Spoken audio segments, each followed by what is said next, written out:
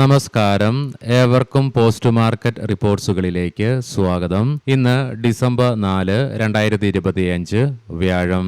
അങ്ങനെ നാളെ RBI interest rate decision വരുന്നതിന് മുന്നോടിയായിട്ട് ഒരാഴ്ചകൾക്ക് ശേഷം നിഫ്റ്റിക്ക് നേട്ടത്തോടുകൂടി തന്നെ വ്യാപാരം അവസാനിപ്പിക്കുവാനും സാധിച്ചു. മാത്രമല്ല, ഇന്നലെ നിഫ്റ്റിക്ക് നഷ്ടപ്പെട്ട 26,000 എന്ന കീ ലെവലിലുള്ള ഗ്രിപ്പ് ഇന്ന് വീണ്ടും തിരിച്ചു പിടിക്കുവാനുമായി എന്തൊക്കെ ഘടകങ്ങളുടെ സഹായത്താലാണ് ഇന്ന് നമ്മുടെ മാർക്കറ്റിന് തുടർച്ചയായി ഒരാഴ്ചത്തെ നഷ്ടങ്ങൾക്കു ശേഷം നിഫ്റ്റിക്ക് ഇന്ന് നേട്ടത്തോടുകൂടി വ്യാപാരം അവസാനിപ്പിക്കുവാൻ സഹായിച്ച ഘടകങ്ങൾ എന്തൊക്കെയാണെന്ന് വിശദമായി തന്നെ നമുക്ക് ഈ വീഡിയോയിൽ ചർച്ച ചെയ്യാം. ഇന്ന് ലീഡിംഗ് ആയ എല്ലാ ഇൻഡസ്ട്രീസിലും സ്ലൈറ്റ്ലി നെഗറ്റീവായിട്ടുള്ള ഓപ്പണിംഗ് ആയിരുന്നു ലഭ്യമായിരുന്നത്. തുടർന്ന് മാർക്കറ്റിനെ ശക്തിയാർജിക്കുവാനും സാധിച്ചതിന്റെ ഫലമായിട്ട് രാവിലെ 10:45 നിഫ്റ്റിക്ക് 26,098 എന്ന ലെവലിൽ റെസിസ്റ്റൻസും നേരിടേണ്ടി വന്നു. തുടർന്ന് ആ നേട്ടങ്ങളൊക്കെ ചോർന്നു പോയെങ്കിലും 25,938 എന്ന ലെവലിൽ ഇന്ന് നിഫ്റ്റിക്ക് സപ്പോർട്ടും എടുക്കാൻ സാധിക്കുകയുമുണ്ടായി. തുടർന്ന് മാർക്കറ്റിന് റിക്കവർ ആകാൻ സാധിച്ചതിന്റെ ഫലമായി 47 പോയിന്റുകളുടെ നേട്ടത്തോടുകൂടി 26,033 എന്ന ലെവലിൽ വ്യാപാരം അവസാനിപ്പിക്കുവാനും സാധിച്ചു. കഴിഞ്ഞ ആഴ്ച ഇതേ ദിവസം വ്യാഴാഴ്ചയാണ് നിഫ്റ്റിക്ക് അവസാനമായി നേട്ടത്തോടുകൂടി തന്നെ വ്യാപാരം അവസാനിപ്പിക്കുവാനും സാധിച്ചത്. അതേസമയം ഇന്ന് സെൻസെക്സിന്റെ വീക്കിലി എക്സ്പയറി ആയിരുന്നു. എങ്കിലും 158 പോയിന്റുകളുടെ നേട്ടത്തോടുകൂടി സെൻസെക്സിനും വ്യാപാരം അവസാനിപ്പിക്കുവാൻ സാധിച്ചപ്പോൾ ഇന്നലെ നേട്ടത്തോടുകൂടി വ്യാപാരം അവസാനിപ്പിക്കുവാൻ സാധിച്ച ബാങ്ക് നിഫ്റ്റിക്ക് ഇന്ന് 59 പോയിന്റുകളുടെ നഷ്ടത്തിലാണ് വ്യാപാരം അവസാനിപ്പിക്കേണ്ടതായിട്ടും വരികയുണ്ടായത്. NSEയുടെ അഡ്വാൻസ്ഡ് ഡിക്ലൈൻ റേഷ്യോയിൽ ഇന്ന് 1,234 കമ്പനികൾക്ക് നേട്ടത്തോടുകൂടി വ്യാപാരം അവസാനിപ്പിക്കുവാനായി. അതേസമയം 1,602 കമ്പനികൾക്ക് നഷ്ടത്തോടുകൂടിയും വ്യാപാരം അവസാനിപ്പിക്കേണ്ടതായിട്ട് വന്നു. Tech Mahindra, TCS, Mphasis, Adani Enterprises തുടങ്ങിയ സ്റ്റോക്കുകൾ ഇന്ന് നിഫ്റ്റിയിൽ നേട്ടം കൈവരിച്ചപ്പോൾ InterGlobe Aviation, Kotak Mahindra Bank, Dr Reddy's Laboratories തുടങ്ങിയ സ്റ്റോക്കുകൾക്ക് ഇന്ന് നിഫ്റ്റിയിൽ നഷ്ടവും നേരിടേണ്ടതായിട്ട് വരികയുണ്ടായി. ഇന്ത്യൻ രൂപ ഇന്ന് അമേരിക്കൻ ഡോളറിനെതിരെ തുടർച്ചയായി ഇന്ന് 4ാമത്തെ ട്രേഡിംഗ് സെഷനിലും അതിന്റെ ചരിത്രത്തിലെ ഏറ്റവും താഴ്ന്ന നിലയിലേക്ക് എത്തിച്ചേരുകയുണ്ടായി. എങ്കിലും പിന്നീട് ഇന്ത്യൻ രൂപയ്ക്ക് തിരിച്ചുവരവ് നടത്തുവാൻ സാധിച്ചതിനെ തുടർന്ന് ഇന്നലത്തെ ക്ലോസിംഗ് റേഞ്ചിൽ നിന്നും 13 പൈസയുടെ നേട്ടത്തോടുകൂടി 90.03 എന്ന ലെവലിലാണ് ഇന്ന് വ്യാപാരവും അവസാനിപ്പിക്കുകയുണ്ടായത്. ഇനി നമുക്ക് ഇന്ന് നമ്മുടെ മാർക്കറ്റിനെ നേട്ടത്തിലേക്ക് നയിക്കുവാൻ സഹായിച്ച ഘടകങ്ങൾ എന്തൊക്കെയാണെന്ന് വിശദമായി തന്നെ ചർച്ച ചെയ്യാം. ഇന്നലെ US മാർക്കറ്റിൽ മൈക്രോസോഫ്റ്റ് നേരിട്ട ഇടിവ് മൂലം ചോപ്പി ട്രേഡിംഗ് സെക്ഷൻ നേരിടേണ്ടി വന്നെങ്കിലും ഇന്നലെ US മാർക്കറ്റിൽ S&P 500നും നാസ്ഡാക്കിനും നേരിയ നേട്ടത്തോടുകൂടി തന്നെ വ്യാപാരം അവസാനിപ്പിക്കുവാനും സാധിച്ചു. മാത്രമല്ല, ഇന്ന് ഡോ ജോൺസ് ഫ്യൂച്ചറും നേട്ടത്തിലാണ് വ്യാപാരത്തിൽ തുടർന്നതും. ഏഷ്യൻ മാർക്കറ്റ്സിൽ ഇന്ന് മിക്സ്ഡ് സെന്റിമെന്റ്സ് ആണ് അനുഭവപ്പെട്ടതെങ്കിലും ഇന്ന് ഓപ്പണായ 3 യൂറോപ്യൻ മാർക്കറ്റ്സും നേട്ടത്തോടുകൂടി തന്നെ വ്യാപാരത്തിൽ തുടർന്നതിന്റെ ഫലമായിട്ട് പോസിറ്റീവായിട്ടുള്ള ഗ്ലോബൽ ക്യൂസ് ആണ് ഇന്ന് നമ്മുടെ മാർക്കറ്റിനെ നേട്ടത്തിലേക്ക് നയിക്കുവാനുണ്ടായ പ്രധാന ഘടകം. ഹയർ ലെവൽസിലുള്ള പ്രോഫിറ്റ് ബുക്കിങ്ങിനെ തുടർന്നും മറ്റുള്ള കാരണങ്ങൾ കൊണ്ടും ഒരാഴ്ചയോളം കാലമായി ഇടിവ് നേരിട്ടുകൊണ്ടിരുന്ന ഇന്ത്യൻ മാർക്കറ്റിൽ ഇന്ന് വാല്യൂ ബൈയിങ് വളരെ പ്രകടമായിരുന്നു. എസ്പെഷ്യലി IT, മെറ്റൽ, ഓട്ടോ സെക്ടറിലൊക്കെ. കാരണം ഇന്ന് പല റേറ്റിംഗ് ഏജൻസികളും പുതിയ കണക്കുകൾ പുറത്തുവിടുകയുണ്ടായി. 2026 സാമ്പത്തിക വർഷത്തോടുകൂടി പുതിയ GST റിഫോംസിന്റെ ഫലമായി തന്നെ ഇന്ത്യയിലെ വാഹന വിപണി 10% വളർച്ച കൈവരിക്കുമെന്നുള്ള പ്രഖ്യാപനം വന്നതിന്റെ ഫലമായിട്ട് ഇന്ന് നിഫ്റ്റി ഓട്ടോയ്ക്കും നേട്ടത്തോടുകൂടി തന്നെ വ്യാപാരം അവസാനിപ്പിക്കുവാനും സാധിച്ചു. ഏതാനും ട്രേഡിംഗ് സെഷനിലായിട്ട് അമേരിക്കൻ ഡോളറിനെതിരെ ഫ്രഷ് റെക്കോർഡ് ലോയിലേക്ക് പതിച്ചുകൊണ്ടിരിക്കുന്ന ഇന്ത്യൻ രൂപയുടെ മൂല്യശോഷണം ഇന്ത്യൻ IT കമ്പനികൾക്ക് ഗുണകരമായി തന്നെ മാറുകയുണ്ടായി.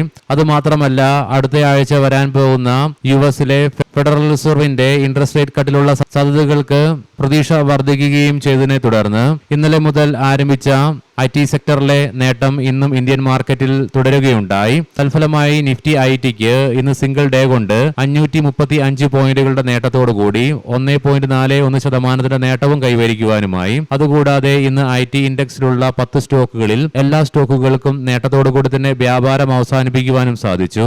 വിപ്രോയും HCL ടെക്കും ഒഴികെ നിഫ്റ്റി ITയിലുള്ള ബാക്കി 8 സ്റ്റോക്കുകൾക്കും 1% മുതൽ 3% നേട്ടവും ഇന്ന് കൈവരിക്കുവാൻ സാധിച്ചു. അവസാന 2 മാസങ്ങളിൽ, അതായത് ഒക്ടോബർ, നവംബർ മാസങ്ങളിൽ RBIയുടെ ഇൻട്രസ്റ്റ് റേറ്റ് തീരുമാനം മാർക്കറ്റും നിക്ഷേപകരും പ്രതീക്ഷിച്ചത് പോലെ തന്നെ വരികയുണ്ടായി.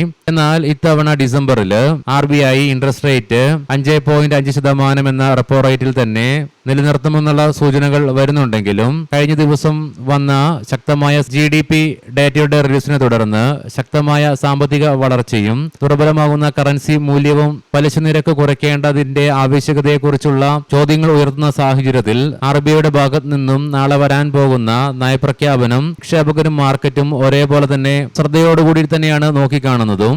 ഈ പറഞ്ഞ കാരണങ്ങൾ കൊണ്ടൊക്കെയാണ് ഇന്ന് നമ്മുടെ മാർക്കറ്റിന് നേട്ടത്തോടുകൂടി തന്നെ വ്യാപാരം അവസാനിപ്പിക്കുവാനും സാധിക്കുകയുണ്ടായത്.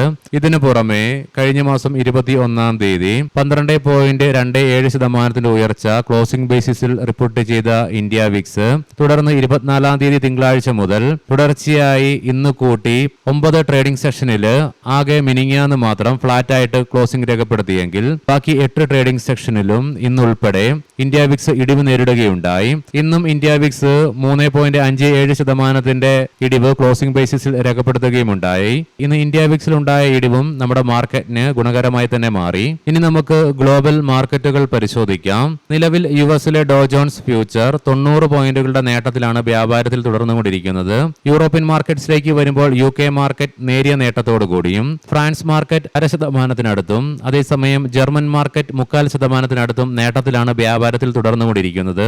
ഏഷ്യൻ മാർക്കറ്റ്സിലേക്ക് വരുമ്പോൾ സിംഗപ്പൂർ, കൊറിയൻ, ഇന്തോനേഷ്യൻ, ചൈനീസ് മാർക്കറ്റുകൾക്ക് നഷ്ടത്തോടുകൂടി വ്യാപാരം അവസാനിപ്പിക്കേണ്ടി വന്നപ്പോൾ മറ്റുള്ള മാർക്കറ്റുകൾക്ക് നേട്ടത്തോടുകൂടിയും വ്യാപാരം അവസാനിപ്പിക്കുവാനുമായി. കൊമോഡിറ്റിയിലേക്ക് വരുമ്പോൾ വീണ്ടും ബ്രെന്റ് ക്രൂഡിന്റെയും ക്രൂഡ് ഓയിലിന്റെയും വിലയിൽ നേരിയ ഉയർച്ചയാണ് അനുഭവപ്പെടുന്നത്. ബ്രെന്റ് ക്രൂഡിന്റെ വില $62.88 പെർ ബാരൽ എന്ന നിലയിലും ക്രൂഡ് ഓയിലിന്റെ വില $59.25 പെർ ബാരൽ എന്ന നിലയിലുമായിട്ടാണ് വ്യാപാരം തുടർന്നുകൊണ്ടിരിക്കുന്നത്.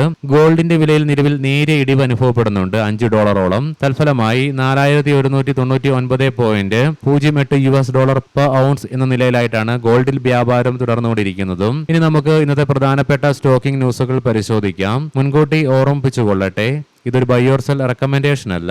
BEML 157 കോടി രൂപയുടെ പുതിയ ഓർഡർ കമ്പനിക്ക് ലഭിച്ചു.